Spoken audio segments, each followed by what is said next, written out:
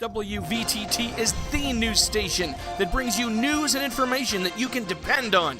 We are first, fast, and accurate, bringing you the only local television news in the Twin Tiers. WVTT, depend on it. Our first look at weather here on WVTT, and it's rainy during the overnight hours. Alexa, those showers that we saw earlier on during the day, earlier today, they're going to be sticking around through at least the early part of the overnight hours. Overnight low temperature 39 degrees, a big warm-up coming up on tomorrow. That's right, Jeff, but, those winter temperatures still just around the corner next week. It looks like we could see some snow flurries. That's right, Alexa. We'll have complete weather details straight ahead here on WVTT. Now, WVTT Global News Update. As more and more civilians flee the chaos in Syria, relief aid organizations are working overtime to keep up with the demand. As CNN Dan Rivers visited a depot to find out just how strong that demand for relief is. They've escaped the fighting, but now they're facing another deadly enemy, the weather. In the desert of northern Iraq, a highly unusual snowstorm.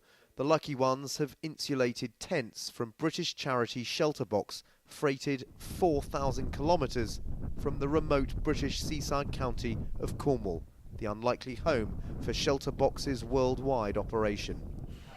In their warehouse, another 224 boxes of aid, packed by volunteers, freighted to Syria's refugee-swollen borders. This lot is heading to Lebanon. Inside each, a tent, blankets, lights, ground sheets, cooking gear, and something to put a smile on a young face. Shelterbox's Ross Preston says rumours of chemical weapons attacks have panicked more Syrians into leaving their homeland since Christmas. Perception is reality, and if that's perceived to be happening amongst the populace, then we will see a marked increase in people leaving the country. And of course that impacts on receiving nations, and it impacts on our effort as well. Shelterbox isn't the only British aid agency responding. The British government's the second biggest donor to UN relief efforts, having given more than $100 million so far. Honourable members will have seen images of Syrian refugees struggling with rain and cold in refugee camps across the region. The latest £15 million of funding will be used to provide food, clean water, blankets and shelter to help Syrians cope with the misery of these winter months. Shelterbox readies its field officers for those cold conditions on this windswept Cornish airfield. The wet Cornish winter is perfect for preparing staff who'll be putting up these tents on the Syrian border. They can spend up to 9 days camping out here in West Cornwall to get an idea of what it's like. And you can see these tents have been winterised, this aluminium foil level providing extra insulation, up to 10 degrees of extra warmth. And when you realise there can be up to 20 people inside, these tents can get really pretty cosy, protecting them, vital protection from the freezing conditions outside. The next batch of aid is already on a lorry, due to be airlifted Sunday to tens of thousands of refugees camping out in the snow. For them, the tents can't come soon enough. Dan Rivers, CNN, Helston, England.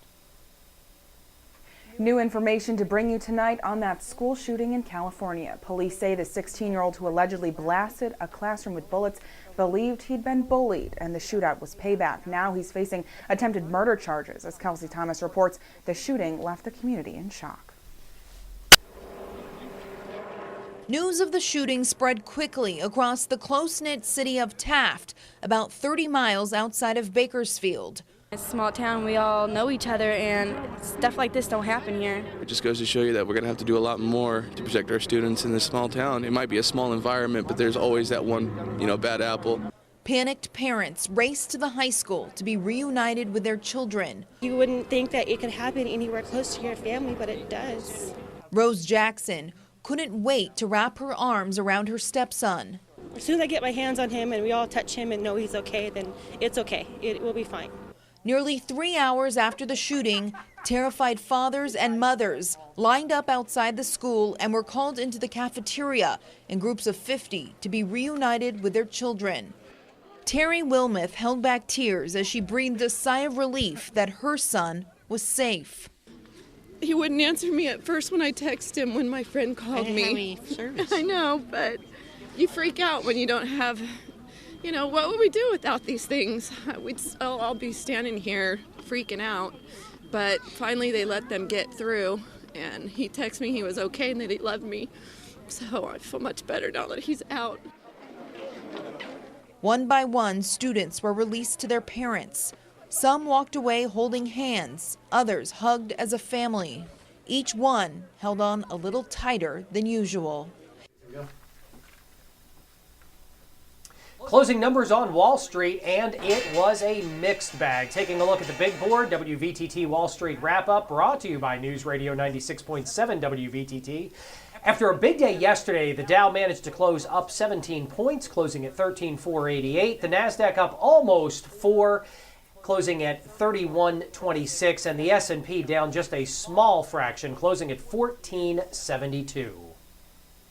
Coming up tonight on Twin Tiers Evening News, a look at WVTT Sports. Our community calendar is coming up, and also meteorologist Jim Rinaldi with a warm forecast for the weekend. Complete details straight ahead here on News Channel 25 WVTT.